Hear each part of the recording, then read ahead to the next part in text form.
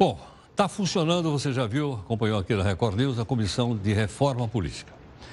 E ela aprovou já algumas coisas. Entre um dos pontos, ela aceitou, ela está criando um fundo para financiamento público de campanha. Mais ou menos 3 bilhões e 600 mil reais que vai sair do nosso bolso. Né? Muito bem. Mas como será que isso funciona em outros países? Será que aqui será 100%, se passar vai ser 100%. Vamos dar uma olhada para ver como é que em outros países do mundo funciona isso. A reforma política está sendo discutida às pressas na Câmara. Se confirmada, a reforma vai garantir uma boquinha de 3 bilhões e 600 milhões de reais aos partidos, o que pode explicar a agilidade dos parlamentares. O PT, partido do relator da proposta, defende o financiamento público exclusivo de campanha. Ou seja, o dinheiro para as propagandas eleitorais viria unicamente do bolso do contribuinte. Financiamento público exclusivo de campanha. Fortalece a democracia, fortalece o eleitor, fortalece o Brasil. Esse sistema, defendido pelo PT, existe apenas no Butão, um pequeno país perdido na Ásia. Em outros países do mundo também há um repasse público de verba para os partidos, mas a fonte de renda não é exclusiva. A OCDE fez um levantamento com os países membros da organização para entender como é feita a distribuição. Na Grécia, por exemplo, 90% do valor arrecadado vem do Estado e só 10% da iniciativa privada. Já no Reino Unido, a situação se inverte. Apenas 35% do total tem como origem a União. Os outros 65% são originários de empresas privadas. Na Hungria, as origens dessa grana toda são mais equilibradas. 60% do valor vem do governo e 40% do setor privado. O Brasil não faz parte da OCDE, mas a organização fez uma análise do financiamento de campanha no Brasil em 2014, quando ainda era permitido dinheiro de empresas particulares. Nas últimas eleições presidenciais, 95% da arrecadação dos partidos veio da iniciativa privada, principalmente empreiteiras. Os partidos defensores do financiamento público exclusivo de campanha garantem que a medida servirá para combater a corrupção. A reforma política é uma prioridade para o Partido dos Trabalhadores, sobretudo o fim do financiamento privado de campanhas, e o que a gente vê nesse momento é que estão tentando constitucionalizar o financiamento privado. E a gente não pode permitir isso, inclusive porque o próprio Supremo Tribunal Federal, já por sua maioria, já deliberou que esse financiamento é inconstitucional. E o que nós temos visto no Brasil ao longo de muitos anos é que o financiamento privado de campanhas ele tem favorecido os processos de corrupção. E nós vamos trabalhar pelo financiamento público, pelo fim das coligações proporcionais. Vale lembrar que alguns países também proíbem o repasse de empresas, mas os cidadãos também têm o direito de doar aos partidos que quiserem. Entretanto, essa história de que impedir a doação do setor privado inibe a corrupção não parece muito convincente. O Paraguai, por exemplo, não permite esse tipo de arrecadação e está na posição 150 do ranking de corrupção da Transparência Internacional. Para se ter uma noção, o Brasil ocupa o lugar de número 64. México, Colômbia, Peru e Egito também proíbem as doações empresariais e estão atrás do nosso país no índice. Uma coisa é certeza, esse fundo para o financiamento de campanhas será um excelente incentivo para a criação de partidos sem ideologia. Mas pensando pelo lado positivo, pelo menos as propagandas políticas bizarras estão garantidas. Bom, temos aqui mais uma informação ainda, né? Fazendo aqui um levantamento comparado do valor para o financiamento público de campanha. É 3,6 bilhões, não é isso? Bom, aí você poderia dizer, o que é que o governo poderia fazer com 3,6 bilhões no bolso? Vamos dar uma olhadinha aqui, olha. Então, vamos lá. Comparação. Então, aprovado, vai ser destinado 3,6 bilhões para a campanha eleitoral. O orçamento do Ministério da Fazenda é de 2,9 bilhões de reais, é menos. Olha o orçamento do Ministério da Cultura, 2 bilhões e 600 milhões, é menor que aquele lá. O orçamento do Ministério da Agricultura é de 1,4 bi. E aqui é 3,6. E eu estive vendo também o seguinte, o repasse dado aos municípios do país, fora capitais, chega a 2 bilhões que o governo federal destina aos municípios. É menos do que os 3,6 bi. Bom, isso aqui é só para a gente entender. Agora nós vamos conversar com o nosso convidado, que é o cientista político Vitor Lima Oliveira, que é diretor da Pulso Público, Consultoria. Vitor, boa noite mais uma vez. Obrigado pela gentileza de ter vindo. Obrigado, Heraldo. Bom, Vitor, em relação a essa justificativa que foi feita ali. Com o financiamento privado tem corrupção e o financiamento público não tem corrupção. Como é que você avalia isso? A gente sabe que não é bem assim, né? Existem bons argumentos para defender tanto financiamento público exclusivo quanto financiamento privado, seja ele misto ou exclusivamente privado, né? O que a gente tem que pensar é que a gente está num momento em que o financiamento privado se mostrou, mesmo sendo livremente regulamentado no Brasil, ele se mostrou complicado, né? Uma relação muito complicada de doadores que davam dinheiro oficialmente e também davam dinheiro por Caixa 2. Então, assim, politicamente é muito difícil a gente voltar para essa situação em que o financiamento de empresas era praticamente livre. Até porque a gente tinha um arranjo muito perverso no Brasil, que é a ausência do teto. Ou então o que a gente tem que você pode gastar o que você quiser. Exato. Porque o que acontece? Isso promove uma corrida dos candidatos e dos partidos aos maiores financiadores. Claro. Então, assim, é muito complicado. É um arranjo que só existia no Brasil. Na França é 150 mil reais. Existe mundo afora. Tem teto. Tem teto, tem restrição. Tá. Né? Assim, também não é fácil, porque não acaba com corrupção, mas a gente também precisa dissociar, de uma certa forma, reforma eleitoral, política de combate à corrupção. Eu sei que na cabeça da maior parte das pessoas, essas coisas estão ligadas, né? E, de fato, elas estão associadas. Só que, para combater a corrupção efetivamente, é só com instituição trabalhando, com a justiça trabalhando, polícia. Óbvio que tem incentivo eleitoral, mas é muito difícil a gente dizer, esse sistema aqui combate a corrupção, esse sistema aqui, né? Claro que transparência sempre ajuda. Claro. Né? E o fundo público ele até pode ajudar nisso a partir do momento que ele limita, né, a competição política fica muito controlada. Ou melhor, a competição oficial fica mais controlada. Mas ainda assim é uma relação complicada. Né? Tanto quem diz que combate muito a corrupção, quanto quem diz que não faz a menor diferença, muito forte esses argumentos. Agora, Vitor, imagina o seguinte, partido A, B ou C pegou a grana.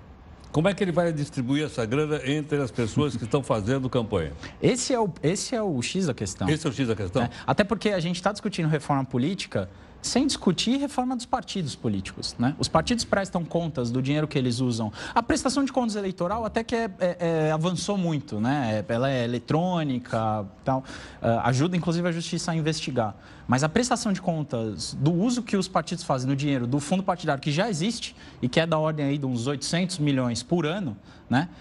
Ela é péssima. Se as pessoas tentarem acessar a página do TSE, aí vão ver que é um PDF escaneado, aí, um arquivo escaneado, e os recibos são entregues em formato de papel para a Justiça Eleitoral. É pífia a prestação de contas, né? Agora, imagina num fundo de 3,5 bi, né? Então, é muito complicado. E o formato como essa grana vai ser distribuída dentro dos partidos tem uma relação direta com a chance de sobrevivência dos próprios dirigentes partidários nas eleições. Ou seja, vai ficar na mão dos caciques.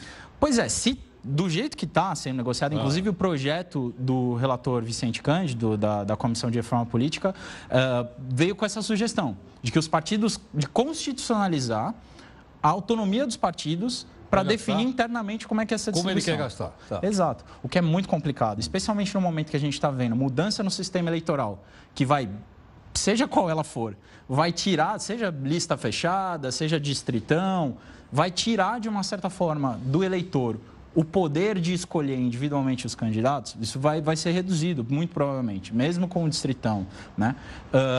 A gente vai ter um poder, ao mesmo tempo, muito maior do dirigente partidário. Ele vai ter o dinheiro e vai ter o controle da candidatura. A gente está dando a faca e o queijo na mão do dirigente partidário ou da pessoa que está... Com isso, a renovação, o que acontece?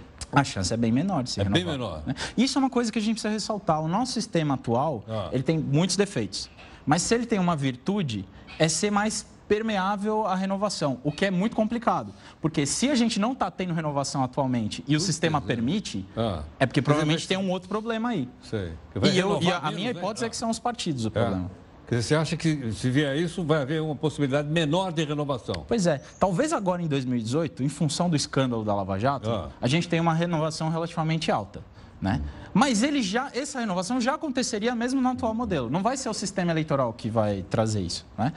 A gente sabe, por exemplo, quando teve o escândalo das sanguessugas, dos anões do orçamento, outros escândalos envolvendo o parlamento brasileiro, teve uma renovação das pessoas que estiveram envolvidas, e a imprensa citou, não conseguiram voltar. A maior parte delas não conseguiu voltar. Isso provavelmente aconteceria agora em 2018. Eu tenho certeza que tem muito eleitor que está coçando a mão esperando poder digitar na urna lá o nome de outras pessoas. Agora, se a gente a gente fecha a competição eleitoral, põe a responsabilidade na mão do dirigente partidário e ainda por cima dá dinheiro público para ele controlar livremente... É o melhor dos mundos. É o melhor dos mundos, né? Então, a gente está num momento muito complicado. Essa discussão sobre o distritão, né, que é esse modelo de sistema eleitoral para eleger a Câmara dos Deputados, se tem uma coisa, acho que a única coisa que quase todos os cientistas políticos concordam é que o distritão é pior que todas as outras alternativas. Ah, é? Cada cientista político tem uma reforma na cabeça. Você acha que cada eleitor também gostaria de mudar uma coisa, cada cidadão, né? Mas se tem uma coisa que tem muita concordância, é que o distritão, ele basicamente piora tudo. Piora. Por quê? Ele reduz possibilidade de renovação, que é uma coisa que a gente quer. Ele aumenta a concentração de recursos em poucos candidatos, né? O distritão vai jogar muito voto fora, porque atualmente o sistema eleitoral, ele dá aos partidos, e não aos candidatos individualmente, mas aos partidos, a mesma quantidade de participação no parlamento que eles tiveram de votos. Certo. E muitos desses votos vão ser jogados fora. O que é um problema, mas poderia ser atenuado por outras questões. Mas o distritão não atenua nenhuma delas, ele só piora, né?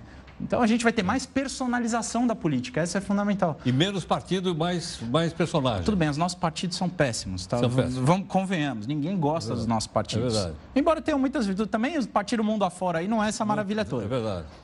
Mas, se tem uma coisa que a gente precisava fazer agora, era reformar os partidos, fortalecer os partidos, né?